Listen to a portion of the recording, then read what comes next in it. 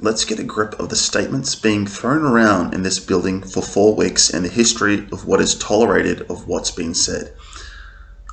I randomly had police with guns pointed at me and my face pushed onto my bathroom floor.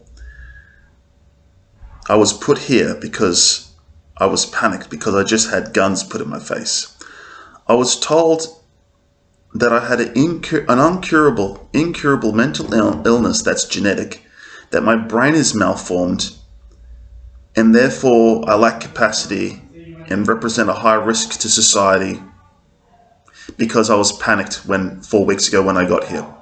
Even though being panicked was completely normal, because I just had police run into my house with guns, pointing at me and putting my face on the ground. I've been told that my brain's malformed because my panic was irrational. Randomly have people run into your house with guns, and I'm told that I have an incurable mental illness that's genetic. That my brain's malformed, or I'm smooth-brained, and therefore I lack legal capacity, and I'm therefore a threat to society and must be locked in a room for 4 weeks. And I can't know what I'm accused of. I was told nothing for 4 weeks. Right? And therefore, on this basis, Matt sectioned me twice in 4 weeks, and I've ended up being locked in a small room without facilities for 4 weeks. A room with no toilet, just a room. Then after 4 weeks, I'm told nothing. Except repeated statements that I'm going to kill myself over and over again. It's, Ben, are you going to kill yourself? Ben, are you going to kill yourself? Ben, are you going to kill yourself?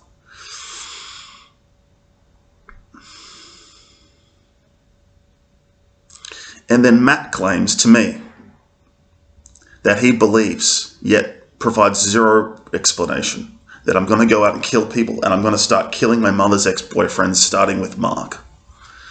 Can you imagine how shattered I was from hearing something that was so untrue as that?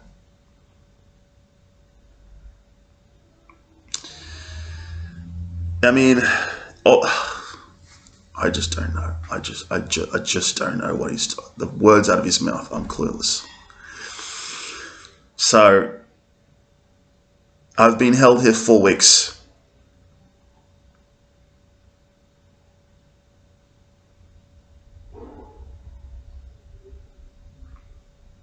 So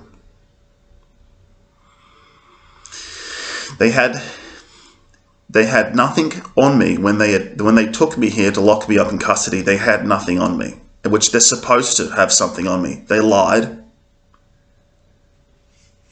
When I got here, they lied and said I was mentally ill, and it was based on nothing. So then they kept me for 4 weeks, renewing an order, a personal opinion, based on nothing, and they didn't talk to me for 4 weeks.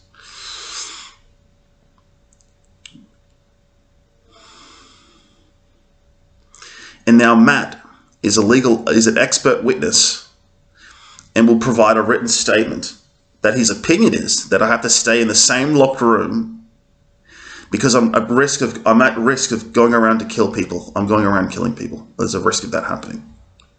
But he won't say based on what.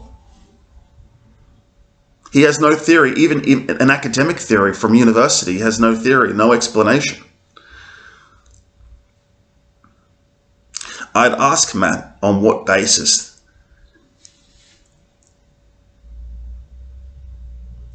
Is it knowledge from books that he's read? Or is it based off knowledge about me? Because it seems to me the wires have been crossed here somehow. And the written statement provided here today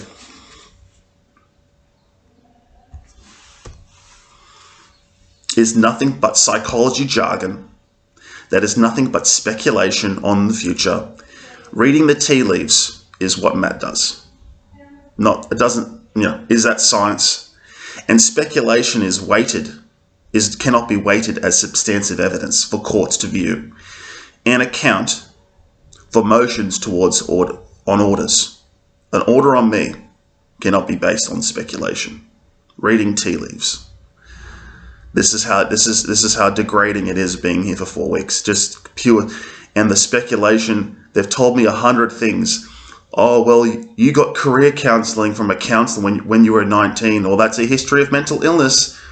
That was 7 years ago. Or 10 years ago, you saw a counsellor.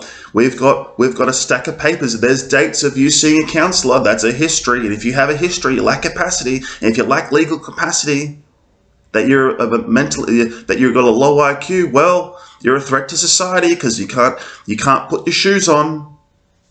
I'm a high distinction student from university, and I can write songs and play improvisational guitar, and you're saying that my brain's deficient, I got a low IQ, I lack capacity, I have mental retardation, a smooth brain, and I have to be locked. They said it in November, they said it 7 years ago, they just keep saying it. It's just they keep saying the same thing that's not true. I mean, I don't know what to do here, but there's the mumbling stuff now. Over and over again, Matt's just mumbling for 5. He's interrogated me 5 times. He's mumbling stuff, horrific, foul-mouthed stuff coming out of his mouth. It's disgusting and it's breaking.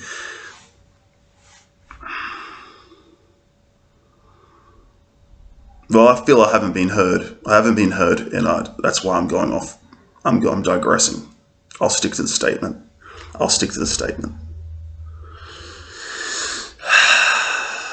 Let me find it.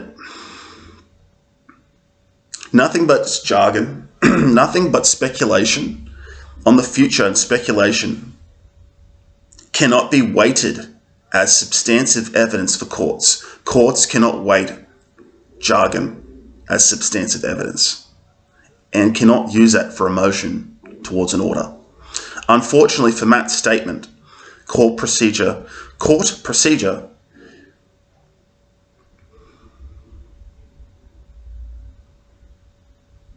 cannot take his opinion because his expert witness opinion skews the truth, skews the facts that can easily be gathered, but Matt has refused to do that. Opinions aren't truth, opinions aren't facts.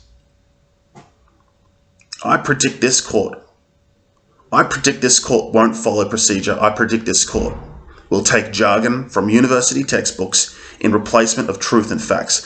I predict that the prestige of title of Matt being a doctor, his prestige is going to be the elementary factor that the courts follow against its own procedure. To take opinion that's clearly not relevant, that's clearly speculation, and has no basis, because that's how courts probably are run sometimes, because nobody knows what they're doing half the time in a court. The members of a court, that is. The members of a court running the court, yes, they don't know what they're doing. But I'm the one trying to I'm not the one trying to water down or dilute court procedure and process.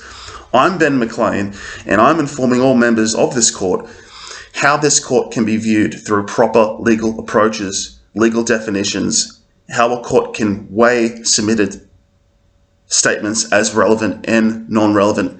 And believe me, opinion formulated on pure jargon is and are irrelevant to court functioning, and such jargon-laden statements damage the community in which courts are set up to serve. What's the best court procedure to be followed? I question, and I present the question to you. What is the best court procedures that we can follow, that the members of a court, running a court, can follow? I present to you. I've been held 4 weeks without reason, and I haven't been informed during those 4 weeks. I've been interrogated without my clinical psychologist being present. I've been interrogated without a lawyer being present. I've been leveled claims in 5 interrogating meetings and those claims that have been leveled have not been submitted to me or my lawyer or my clinical psychologist in writing. They've not been submitted. And now I'm here before the court with the judge present, with no official paperwork that I need in order to prepare a response and provide to the judge to properly examine and question Matt's written statement and verbal opinions. And yet the judge can't properly examine the statements because I haven't had those statements presented to me and I've had no time to fact find and investigate those statements. The court's definition of providing facts, now I'm here. And I just wonder if the court's definition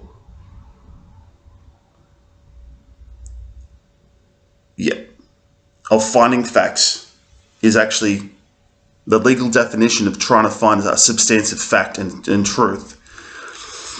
Because I haven't had the chance to find truth and find facts and investigate I've been told stuff which isn't true and I've been given no opportunity.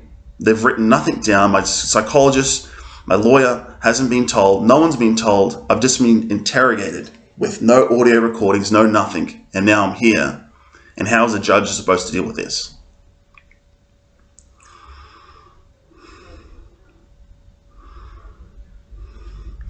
I wonder, can the judge at least have all future interrogations audio recorded with my clinical psychologist on the speakerphone? The one from Australia, the one that I've actually worked with. Because I can't, and he actually is qualified to be an expert witness. So they can have, the accuser can have their expert witness, but I can't have my expert witness. Is that how we do things now? They can have a team of people. There's 10 people in a room interrogating me for 4 weeks on five times. But I can't have one expert witness on the phone and I'm not allowed to record the conversations, the interrogations, because there's no conversations. They're interrogating me and it's very hurtful what they're saying. And I'm not even allowed to record it down, to have those recordings submitted, to the judge that's got to run a hearing. So he'll never know how I've been treated for 4 weeks. He'll never know anything. He'll never have access to raw information and raw evidence of how I've been interrogated. So what use is the opinion of Matt and his written statement when it was gathered in a non-respectable way? How does the court weigh that? Because I'm talking. So it's the time when I ask that question. How will the court weigh that? Isn't it good timing when I bring that up? It shows you that I don't lack capacity. It shows you that I'm not a threat to society because I'm actually part of society because I'm relevant. If it sounds like I'm going off topic, you just got to realize I've been attacked for 4 weeks in a room with random stuff and I'm trying to tie this thing together. I have a little bit more statement to make.